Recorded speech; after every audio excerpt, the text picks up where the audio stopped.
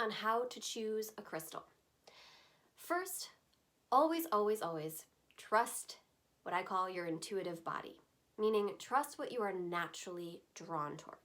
If you walk into a metaphysical shop and there's a bunch of crystals and stones and you find yourself just gravitating toward one in particular or a few in particular, right? You don't know if it's the color, you don't know if it's the shape, the size, you just find your eyes light up, everything kind of buzzes and you just feel kind of drawn to it. Trust that, because there might be something within that crystal or stone that wants to work with you, that you want to work with.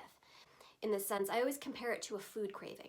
Right? If my body is craving broccoli, or let's be honest, probably more like dark chocolate, but they both have magnesium, right? So then my body might be needing magnesium in that food, in that broccoli, or like I said, dark chocolate. So it's similar with a crystal or stone. If I find myself really drawn to this particular stone, I keep noticing it, I can't take my eyes off it, I might put it in my hand and feel a little spark, or I might feel like I just want to keep it with me.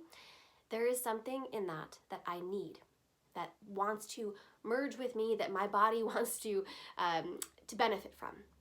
Trust that first and foremost. Then I would say, ask somebody who knows.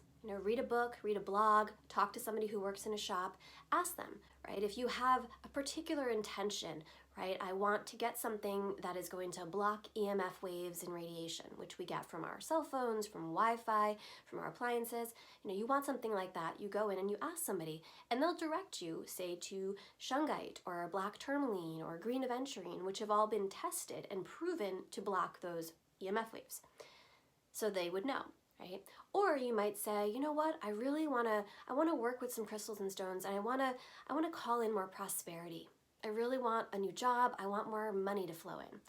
And then you might read and find that citrine has been used for that by a lot of people. So then you're gonna ask, let me find the citrine. Or if you're working through a negative addictive pattern, like a behavioral pattern, you might read about amethyst, that amethyst is good for that. Great, so you did some research. But first and foremost, like I said, is to trust your intuitive body. So if you walk into that shop and you see citrine, but you just don't really feel any sort of a connection with it, you want to call in prosperity, but you're just not feeling it, and then you notice yourself drawn to pyrite, there might be a reason for it. So that's a really quick rundown on what to do. First, trust what you're naturally drawn towards, and second, ask somebody who knows.